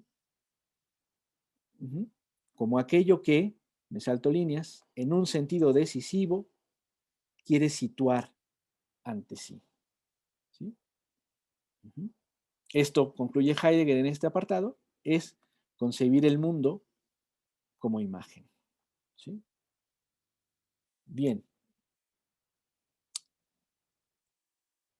Estas ideas que acabo de subrayar con ustedes, me parece que de alguna manera justamente exponen lo que ya adelantaba Camila en su intervención, ¿no? O sea, eso de estar al tanto en la imagen, ¿no? No es simplemente, o sea, un poco creo que la idea que trata de transmitirse con esa expresión es que no se trata de un individuo que está mirando la imagen y en ese sentido está separado de ella, ¿sí? Sino que literalmente el propio vidente, el que ve, se halla en la imagen, está como encuadrado, permítanme decirlo de esta otra manera, dentro del mismo marco de la imagen que está mirando, ¿sí? No está, por lo tanto, separado de la imagen, ¿sí? Me hallo en ella, justamente, ¿sí?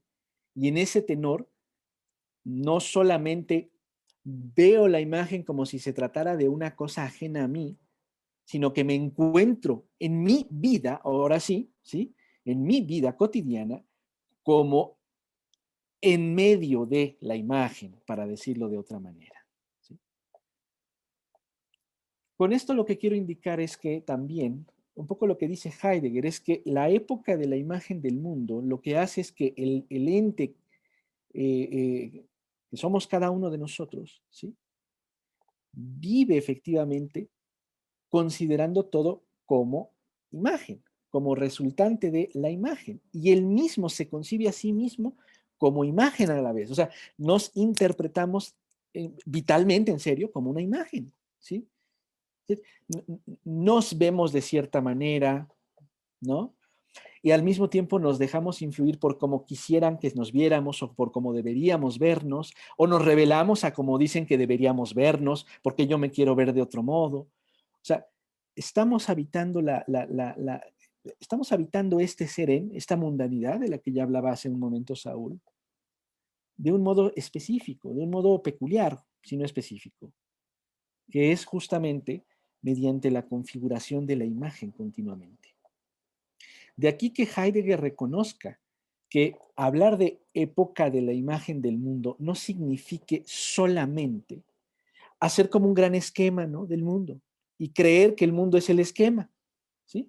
No, es literalmente que nuestro entorno es ello mismo imagen y nosotros junto con ello. Es decir, no es que estamos a salvo de la imagen, somos nosotros mismos continua conficción imaginal. Nos vemos de cierto modo, siempre, ¿sale? Y por la misma razón nos determinamos también como objetos dentro de objetos, ¿no? Para volver al lenguaje moderno, ¿sí? En ese sentido, Camila tiene razón, ¿no? Por eso decía yo que coincidía con ella y tenía que ver con esto. O sea, claro, el mundo como imagen, ¿sí?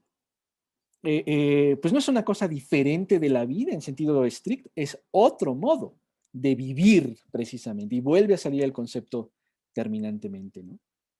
Pero ojo, aquí la clave creo que a lo que apunta todo esto, a lo que apunta con todo esto Heidegger, es a que, aunque es un modo de vivir el de la imagen, ¿sí?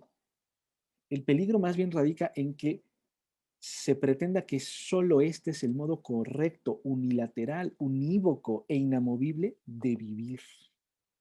El problema no es tanto que el mundo sea imagen, cuanto que se nos imponga como la única posibilidad de vivir y por tanto de desarrollarnos literalmente, ¿no? Y por eso, como muy bien apuntaba Sergio, justo cuando Heidegger regresa sobre estas menciones de la vida, que mi impresión era precisamente que habla de la vida y supone todas estas consideraciones y otras más en relación con lo vital, ¿sí? Heidegger lo que estaría declarando es que justo al interpretar a lo ente como imagen, ¿sí? Se nos escapa, se nos elude, se nos esconde esa sombra que adentrándonos a ella se nos revela como nada, ¿sí? Preguntaba Sergio una pregunta fuerte que está difícil, me la llevo de tarea en realidad, ¿no? O sea, allí en la nada es en donde hemos de ubicar, si te entendí bien, Sergio, creo que incluso llegaste a decir o plantear que tal vez la vida sería esa nada, que se escapa en la sombra. Si sí te entendí con la pregunta, creo que mi respuesta es no, la vida no es solo la sombra, es también la luminosidad de la imagen. Pero enfatizo el también porque justo quiero dar a entender que no somos solo la imagen, pero tampoco quiero decir con esto que somos lo que no es la imagen, ¿sí? La vida no es solo lo que no es imagen, ni tampoco es solo la imagen. Es ambas cosas, ¿sí? Y en este tenor, por esto, el concepto vida es más amplio, me parece, mucho más importante a pensar a partir de esta exposición de Heidegger, justamente, ¿sí? No sé si estoy dándome a entender con estas ideas, con estos planteamientos más o menos, ¿sí? Ok, Luis, ¿leerías tu intervención, por favor? Y luego Itzel, por favor. O sea, un poco que me llamó mucho la atención la manera como lo expresó Camila, ¿no? O sea, concebir al mundo como imagen es concebir al tipo de relaciones que podemos tener con el mundo, ¿no? Y señalabas tú, ¿no? Bueno, no señalabas tú, sino que nuestro curso y nos recordabas que pues tiene que ver con el problema de la formación. Entonces, y también un poco lo que decía Jalí, porque la verdad es que sí asusta un poco, ¿no? Cuando nos dicen innovación y este tipo de cosas, ¿no? Entonces, que sí, o sea, mi pregunta es si el ideal de todo procedimiento investigativo, ¿no? Tiene que ser la innovación, ¿no? O sea, como si esta es una impronta típica de la era moderna. Y si es la innovación, ¿qué clase de relaciones tenemos con el pasado? Pues, ¿no? Porque, digo, para saber que estamos innovando, pues tenemos que ver, pues, qué es lo que ha pasado, ¿no? Pero sí, o sea, mi pregunta, ahí lo que me inquieta es si lo pasado no queda ahí solamente como un archivo, como un almacén, ¿no? Que en realidad no es nada útil, pues, más que para esto, ¿no? Para decirnos por dónde ahora tenemos que ir, ¿no? Y además, pues, ¿cuáles son los criterios de innovación? ¿No? Claro. O sea, ¿cómo se establecen esos criterios de innovación? Claro. ¿Con vistas a qué? ¿Sí? O sea, porque uno puede decir a que tengas mayor representabilidad. Ajá, pero ¿eso qué quiere decir? ¿No? O sea, no sé si esa sea una respuesta válida, es decir, ¿qué se busca con la innovación? ¿A propósito de qué se da la innovación? No, una pregunta tremenda, ¿no? También, y coincido contigo, la idea de la innovación, bueno, yo agregaría que era algo de lo que venía diciendo ahora mismo, ¿no? La innovación se nos impone. O sea, la innovación es algo que nos imponen en el ejercicio investigador, quiero decir, ¿no? Y se nos impone no solamente cuando uno hace proyectos para investigar, sino que también como que nos inculcan, ¿no? Desde la formación más básica, que hay que pensar fuera de la caja, hay que ser distinto, innovador, propositivo, etcétera, etcétera, etcétera, etcétera, etcétera, etcétera, ¿sí? Entonces, claro, de pronto, sobre todo esto, pues, a lo mejor le pasa a más de un estudiante en filosofía. A mí me pasó y todavía me pasa con frecuencia, que digo, ay, wow, esta idea me parece genial, no sé qué. Creo que nadie la ha pensado y siempre alguien la pensó. Entonces, sería uno muy ingenuo creer que de veras nadie ha pensado lo que uno ha pensado. ¿Sí? Y el punto es que no debemos tomarnos en serio, que lo que importa es que nadie haya pensado algo. ¿Sí? Lo que importa no es ese sentido como de innovación. Y claro, en ese tenor, como muy bien dices, Luis, la innovación en su relación con lo histórico, bueno, en primer lugar, aplana la idea de la historia a una especie de secuencia lineal. Eso que decíamos en sesiones pasadas, como si se tratara de un tren, ¿no? O como del metro, ¿no? Que va de un punto A a un punto B y se acabó. Y entonces, claro, la innovación es justo la expresión de haber dejado atrás algo. Y ojo, aquí es un elemento que no mencionaste, pero creo que está presente. Dejamos atrás porque, y este porque es bien importante, no es útil ya, ¿no? Entonces, el sentido de la innovación a su vez responde al criterio de la utilidad, ¿no? Entonces, claro, a partir de ahí, ¡pah!, aplanamos toda esta idea de producción, de conocimiento, y seguimos planteando una idea de eficientización, perdonen el barbarismo, ¿sí? Que lo que exige es siempre utilidad de vanguardia, vamos a llamarla de esta manera, ¿no? Y el tema no es que, o sea, no estamos diciendo aquí, y esto quiero que quede claro también, no estoy diciendo que esté mal esto en sí mismo, ¿sale?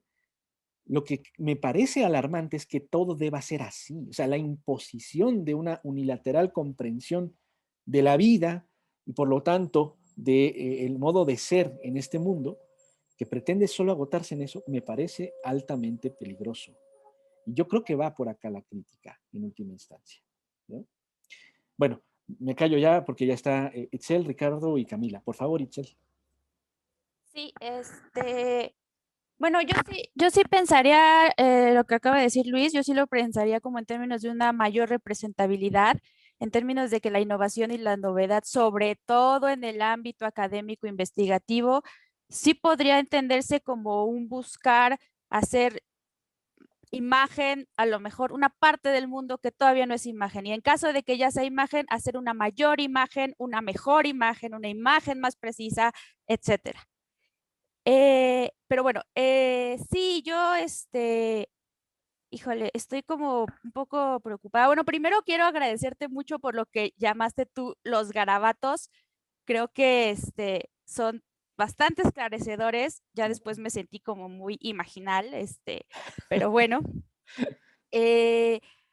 Pero sí, o sea, este sentido de la imagen que después viene como en esta extrema visualización, en términos de que incluso ya uno cuelga el BILF en la pared, ¿no? O sea, solamente se reduce a eso. Y bueno, no sé si es pregunta para Heidegger o pregunta para ti o pregunta en general, ¿cómo podemos, cuál es esa otra forma en que podríamos enfrentarnos? Incluso, o sea, cuando tú hablas de unas gafas preestablecidas, ¿cómo nos quitamos las gafas cuando, o sea, de entrada estamos pensando en que son unas gafas? Esta experiencia visualista, conceptual, representadora, o sea, ¿cómo regresamos de ello? Si para empezar estoy tratando de conceptualizar la idea de desconceptualizar, ¿no? Bueno, yo sí me pregunto mucho eso.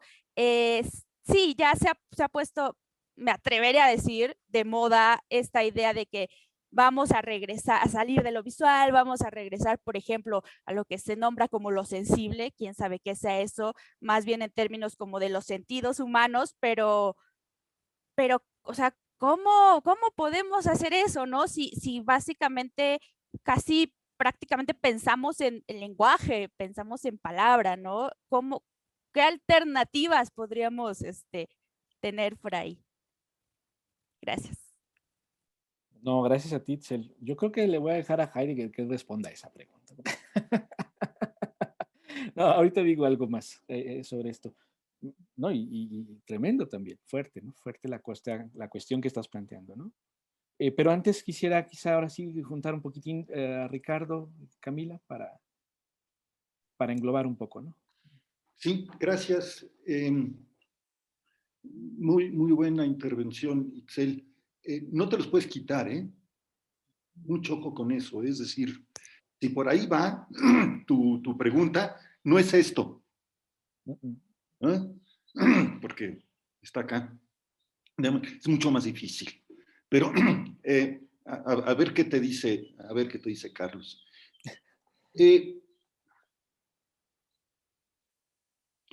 Creo que hay dos concepciones básicas de la vida que están en juego, y no solo desde la modernidad.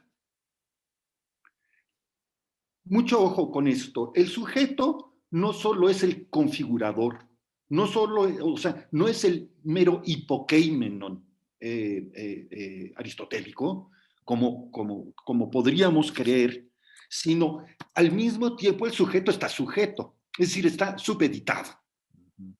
Y esto lo tenemos que tener clarísimo, ¿sí? Está supeditado precisamente a aquello que no es él mismo, por un lado, y por el otro lado está supeditado a sí mismo.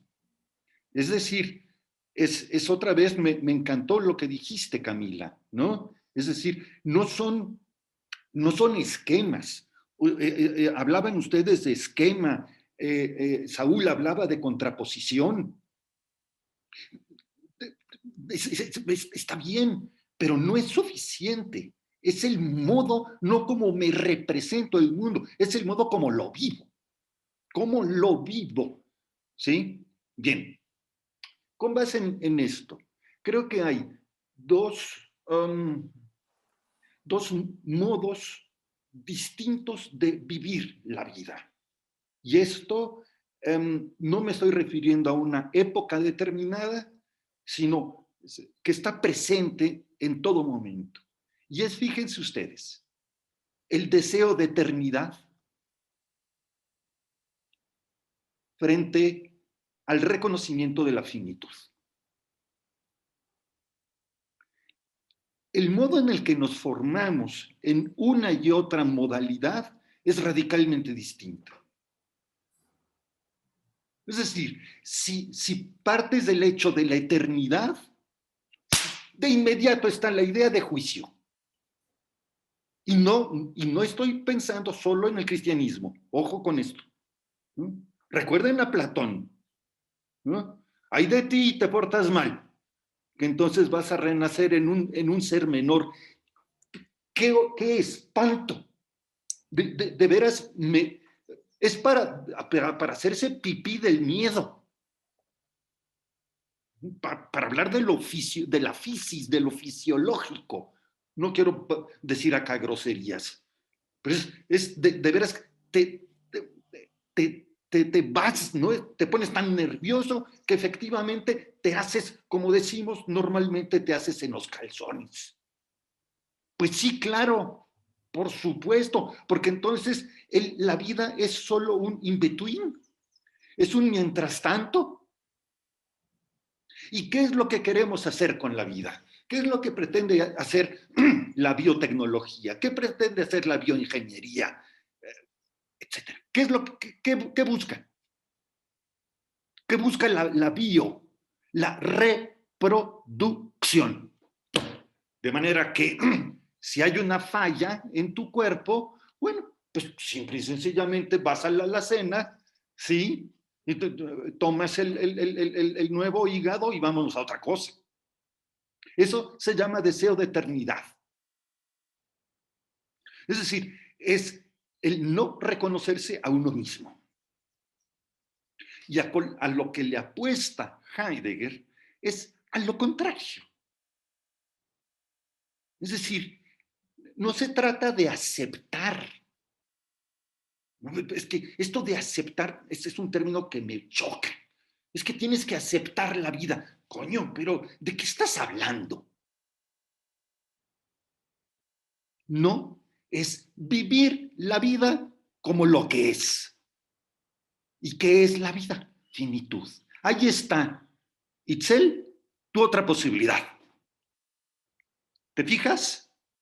¿Sí?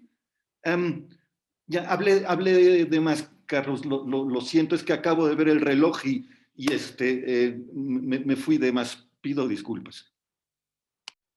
No, no, al contrario, gracias. Camila, por favor. Ay, no, es que bueno, 30 segundos. Pues estaba pensando, bueno, es que ahora con lo que dices, Ricardo, pues no sé, no tengo mucho más que decir, pero precisamente antes de la participación de Itzel tenía como una misma preocupación, ¿no? Como que parecía que el esquema que se estaba exponiendo era precisamente como una cosa frente a otra, y entonces en la modernidad, ¿qué hacemos para salir de esta relación, ¿no? Y creo que un poco estaba pensando en estas partes en las que Heidegger habla de la Edad Media y el Renacimiento, ¿no? Y un poco como en el nacimiento de esta mirada, ¿no? De repente la conversación empezó como a rondar la idea del régimen de lo visual, ¿no? Y yo creo que es muy interesante porque justo ahí creo que podemos pensar cómo la mirada no se tiene que reducir a una sola forma, ¿no? Entonces, el problema quizás no sea lo visual o no sea la imagen, sino cómo acontece esa imagen, ¿no? Y creo que un poco también el llamado del texto es a que se tiene que reconocer esa posición o esa postura para también pues darle un poco la vuelta, ¿no?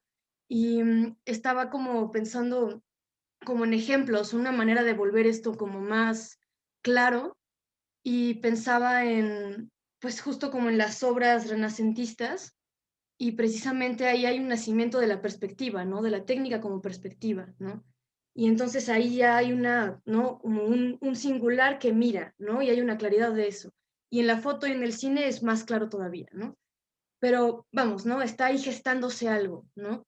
Pero eso no quiere decir, ¿no? Que en esa relación de perspectiva se esté relacionando el Dasein de modo de utilidad, o sea, lo que se desoculta ahí no es este ser útil de los objetos, ¿no? Sino que en el arte hay esta posibilidad, ¿no? De relacionarse a partir de una perspectiva del Dasein con el mundo, en el mundo, ¿no? Entonces, creo que allí hay como una posibilidad de pensar estas aberturas o estas otras formas ¿no? De abrirnos, además de la finitud, ¿no? Para dar un poco un giro allí, ¿no? O sea, como no pensar que estamos atrapados en este problema, ¿no? Sino que también se está ofreciendo aquí como una posibilidad a desmontar esto, ¿no? Excelente, Camila. Estoy completamente de acuerdo contigo. Y ya para cerrar, pues, ya es hora. Creo que la cuestión de fondo acá, a mi juicio, o al menos la lectura que intenté invitarles a hacer desde mi perspectiva, y vean que usé la palabra perspectiva, un modo de mirar que no tiene por qué ser ni es en absoluto el unilateral, ¿no? Pero lo que quiero señalar es que justo esas otras formas, preguntabas Itzel, no es solamente que encontramos un nuevo camino. La cuestión es que, como también decía Ricardo, no podemos dejar la visualización y el centro de la imagen del mundo actual, ¿sí? Lo cual no quiere decir que debamos agotarnos en ello. Y creo que hay otras formas. Tienen que ver con el sentir, yo sí creo, no solo en esta parte sensualistoide, digamos, no solo en los sentidos, ¿no? Es una cosa más amplia.